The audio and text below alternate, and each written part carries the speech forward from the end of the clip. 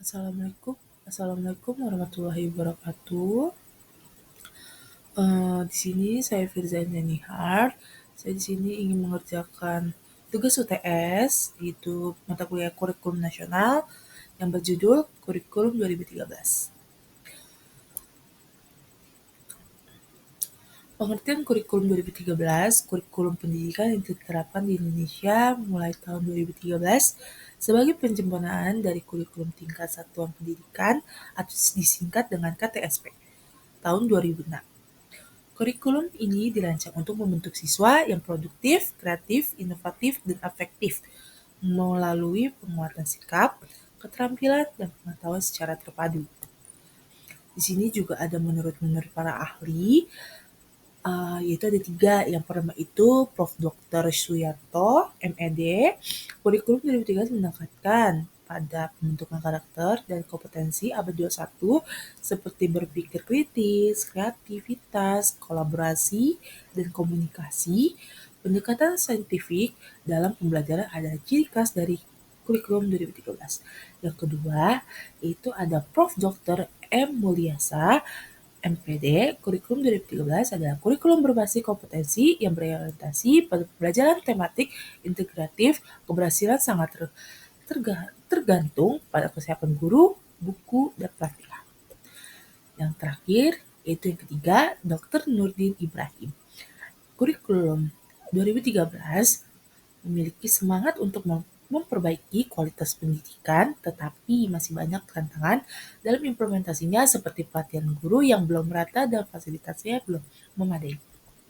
Selanjutnya itu, ada tujuan kurikulum 2013. Yang pertama itu mempersiapkan peserta didik menjadi manusia yang produktif, kreativitas, inovasi, dan afektif melalui pengetahuan sikap, keterampilan, dan pengetahuan yang integritas. Yang kedua itu mengembangkan kompetensi peserta didik dalam aspek spiritual, sosial, pengetahuan, dan keterampilan.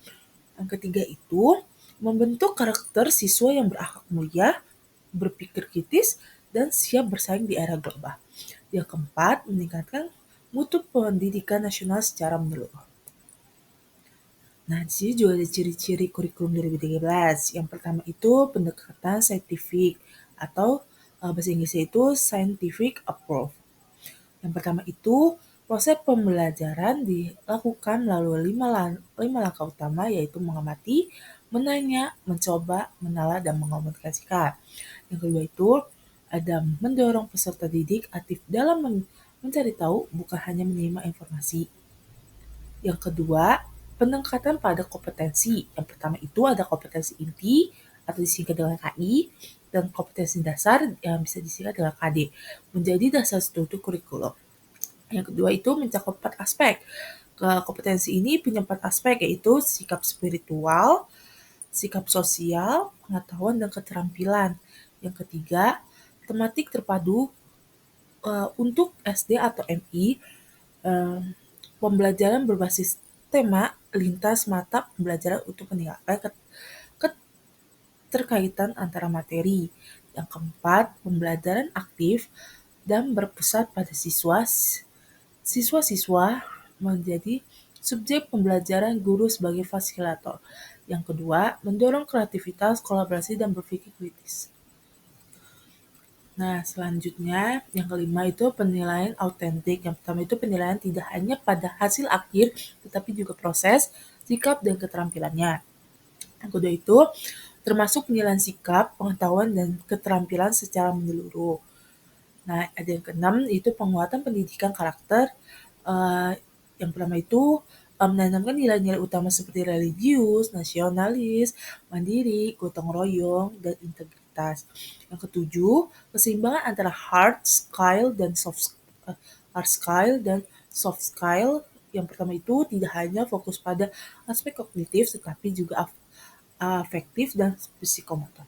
Yang terakhir itu yang kedelapan, integritas teknologi, informasi, dan komunikasi yang disingkat dengan TIK.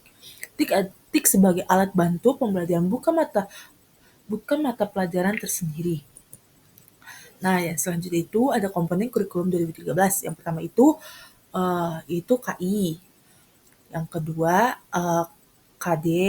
Yang ketiga silabus. Yang keempat itu rencana pelaksanaan pembelajaran atau disingkat RPP. Yang kelima itu buku tes pembelajaran dan buku guru. Yang keenam itu penilaian. Ketujuh itu pendekatan pembelajaran. Yang kedelapan itu kegiatan ekstrakurikuler dan penguatan pendidikan karakter atau dengan disingkat dengan PPK. Nah, selanjutnya itu ada struktur kurikulum 2013. Nah, yang pertama itu tidak berdasarkan mata pelajaran, pembelajaran disusun dalam bentuk tema seperti diriku, keluargaku, dan lingkunganku. Yang kedua itu mengembangkan 6 aspek perkembangan anak, yaitu nilai-nilai agama dan moral, fisik motorik, kognitif, bahasa, sosial emosional, seni. Yang ketiga itu pendekatan pembelajaran seperti tematik terpadu, belajar sambil belajar, aktivitas langsung, learning by doing atau learner by doing.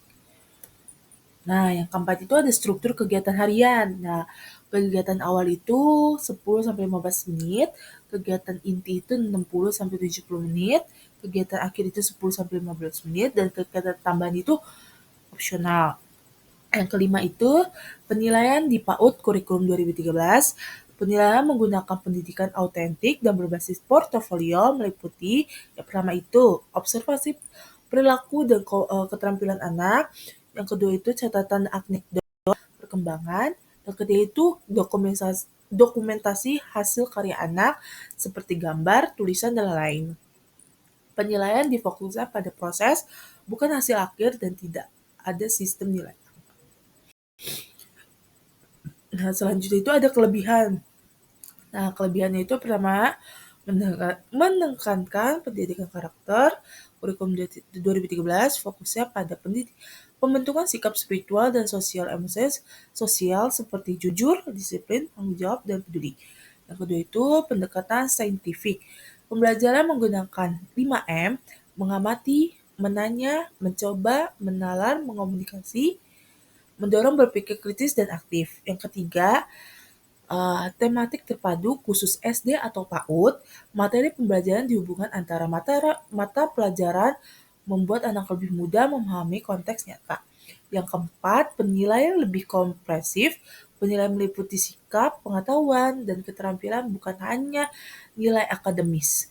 Yang kelima, mendorong kemandirian dan kreativitas. Siswa didorong untuk aktif, kreatif, dan kolaboratif dalam proses belajar, bukan hanya menghafal. Yang keenam, literasi dan kompetensi abad 21 kurikulum 2013 mengembangkan literasi, kemampuan berpikir kritis, komunikasi, kolaborasi, dan kreativitas. Yang ketujuh, penguatan pendidikan karakter PPK termasuk nilainya seperti nasionalisme, integritas, gotong royong, dan regulitas dalam kegiatan belajar. Selanjutnya itu ada kekurangan kurikulum 2013. Nah, selanjutnya itu ada kekurangan kurikulum 2013.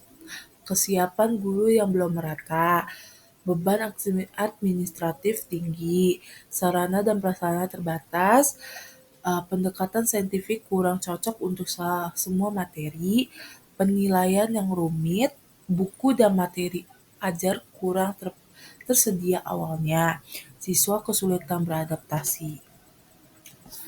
Nah, kesimpulannya, kurikulum 2013 merupakan kurikulum berbasis kompetensi yang dirancang untuk membentuk peserta didik yang berkarakter, kompeten, dan siswa menghadapi tantangan abad 21. Kurikulum ini menekankan pada pengembangan sikap, pengetahuan, dan keterampilan secara seimbang melalui penilaian saintifik dan pembelajaran tematik integratif. Meskipun memiliki kelebihan dalam membuat karakter dan kemampuan berpikir kritis, tantangan implementasi seperti kesiapan guru, kompleksitas, penilaian, dan keterbatasan sarana menjadi hambatan. Dengan dukungan pelatihan guru, sarana memadai, dan evaluasi berkelanjutan kurikulum 2013 berpotensi menciptakan sistem pendidik yang lebih holistik dan relevan dengan kebutuhan zaman. Terima kasih.